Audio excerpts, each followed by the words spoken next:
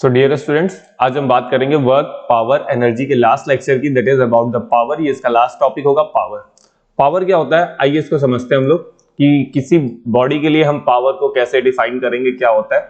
So power is the rate of doing work. ये इसकी simple सी definition होती है पावर की।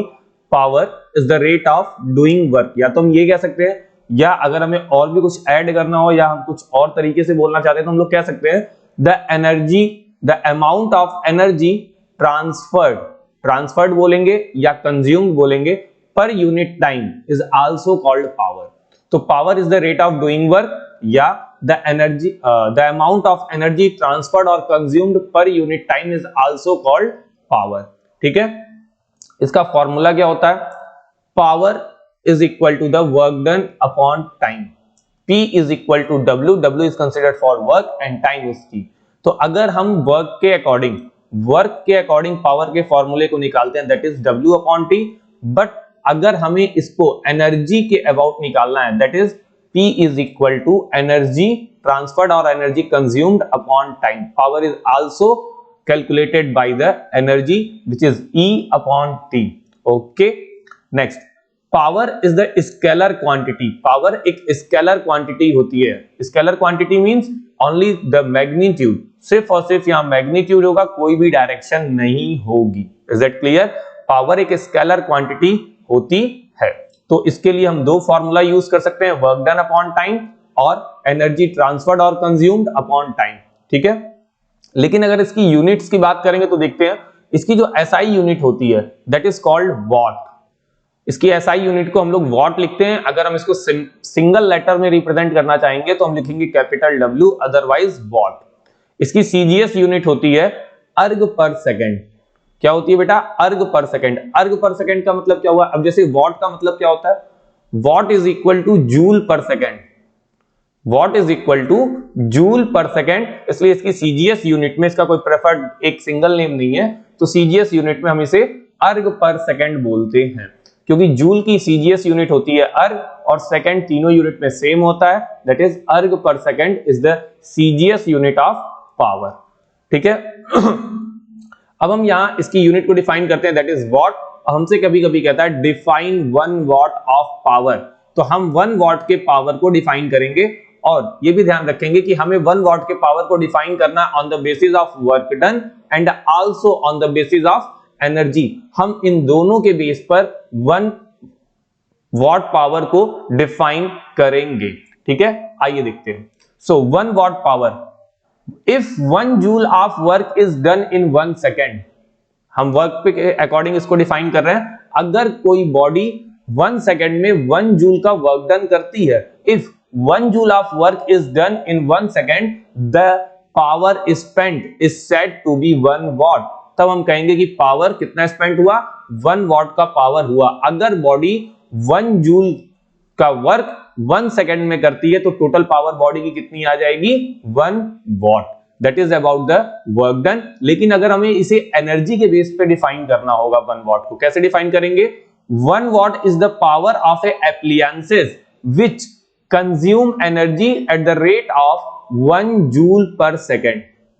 यानी कि बॉडी 1 जूल की एनर्जी को 1 सेकेंड में अगर कंज्यूम करती है, देन उस एप्लियंस का जो पावर होगा दैट इज 1 वॉट। कोई भी इलेक्ट्रिकल एप्लियंस अगर 1 जूल की एनर्जी को पर सेकेंड कंज्यूम करता है तो हम कहेंगे कि उस एप्लियंस की पावर 1 वॉट की है। उस इलेक्ट्रिकल एप्लियंस की पावर 1 वॉट की है।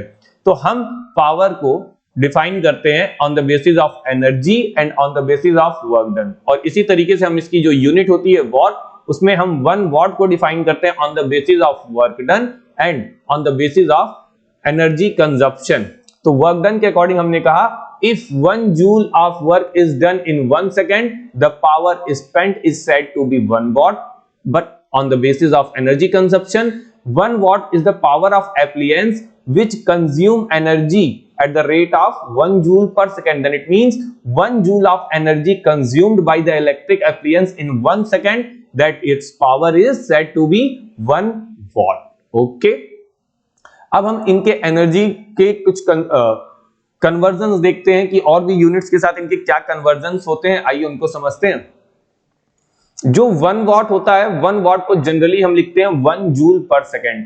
1 वॉट इज द एनर्जी आज 1 जूल पर सेकेंड। अब ये जूल को हम सीजीएस में अर्ग लिखते हैं, लेकिन इस जूल का अर्ग के साथ क्या रिलेशन निकलता है, 1 watt is equal to 1 joule per second and also it is equal to 10 to the power 7 erg per second, यानी कि 1 joule per second is equal to 10 to the power 7 erg per second and also 1 watt is equal to 10 to the power 7 erg per second. Is that clear?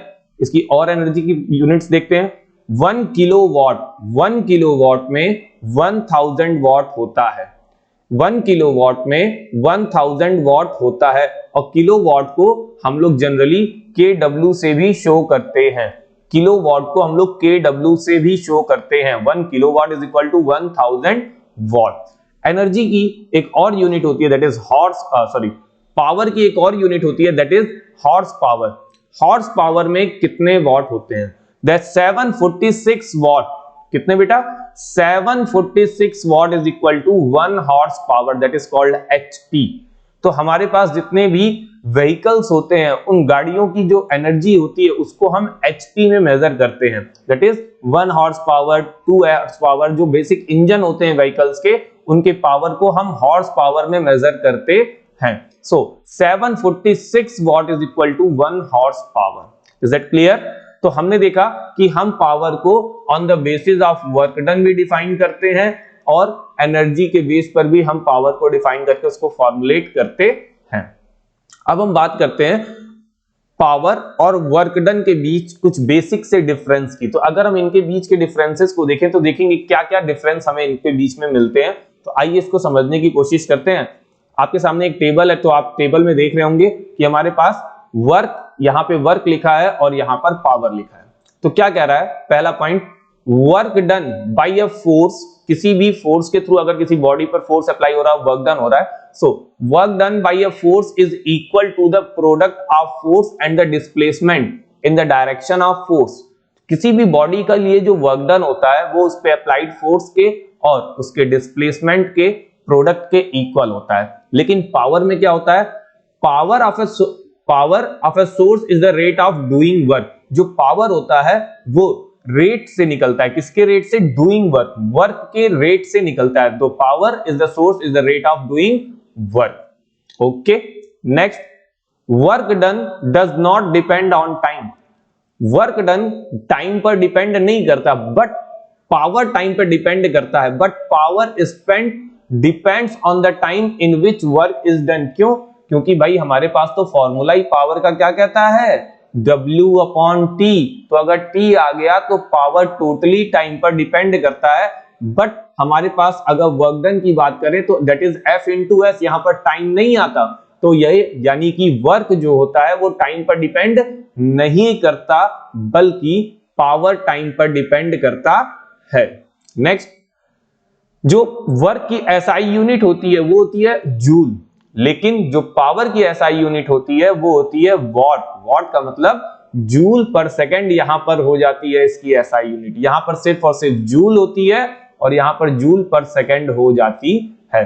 So these are the basic difference between the work and the power. ठीक है, next हम देखते हैं power और energy के बीच का कुछ basic सा डिफरेंस। पावर और एनर्जी के बीच का कुछ बेसिक डिफरेंस देखते हैं। ठीक है, तो ये रहा एनर्जी और ये रहा पावर। तो energy of a body is a capacity to do work. किसी भी बॉडी की जो एनर्जी होती है वो उसके वर्क करने की कैपेबिलिटी या कैपेसिटी को हम लोग एनर्जी बोलते हैं। But power is the source, is the rate at which the energy is supplied. तो पावर क्या है? अगर मैं एनर्जी के बेस पे डिफाइन करूंगा तो मैं यहां एनर्जी को ही इंक्लूड करूंगा। अगर मुझे वर्क डन के बेस पे डिफाइन करना पड़ता तो हम यहां वर्क डन को लेते। तो power of a source is the rate at which energy is supplied by it. तो एनर्जी के सप्लाइड बाय इट उसके रेट पर डिपेंड करता है। Okay, next, energy spent does not depend on the time. Energy भी time पर depend नहीं करती। क्यों? क्योंकि भाई एनर्जी के लिए हम जो फॉर्मूला वर्क डन के लिए यूज करते हैं वही फॉर्मूला हम एनर्जी के लिए भी यूज करते हैं। तो अगर मान लो मैं किसी भी तरीके की एनर्जी का फॉर्मूला निकालता हूं, चाहे पोटेंशियल एनर्जी का निकालूं या काइनेटिक एनर्जी का निकालूं, तो यहां पर हमें टाइम के रिस्पेक्ट में कुछ भी नहीं मिलने वाला है, ठीक है। लेकिन अगर मैं बात करता हूं पावर की, power depends on the time in which energy is spent, तो हम पावर की अगर बात करेंगे तो पावर के लिए हम फॉर्मूला लिखते हैं E/T। तो यहां पर भी T आता है, दैट इज यानी कि मतलब पावर जो है वो टाइम पर टोटली डिपेंडेंट है। Is that clear? नेक्स्ट देखते हैं, the SI unit of energy is similar as work, that is joule. तो SI यूनिट जो एनर्जी या वर्क की होती है that is joule, but the SI unit of the power is what? अब what है, then it means to say joule per second हो गया। ये सिर्फ जूल है और ये जूल पर सेकेंड है। ओके, सो ये कुछ बेसिक से डिफरेंस हैं जो कि एनर्जी और पावर के हैं। इससे पहले हम लोगों ने जो डिफरेंस देखा that is about the energy and the work, ठीक है। और फिर हमने देखा पावर के बारे में। पावर को हम दो तरीके से डिफाइन करते हैं, वर्क डन के बेस पे और एनर्जी कंजप्शन के बेस पे, ठीक है। इनकी SI यूनिट वॉट होती है, CGS यूनिट अर्थ पर सेकेंड होती है, और इसकी कुछ अलग यूनिट्स भी होती है, उसका रिलेशन क्या होता है।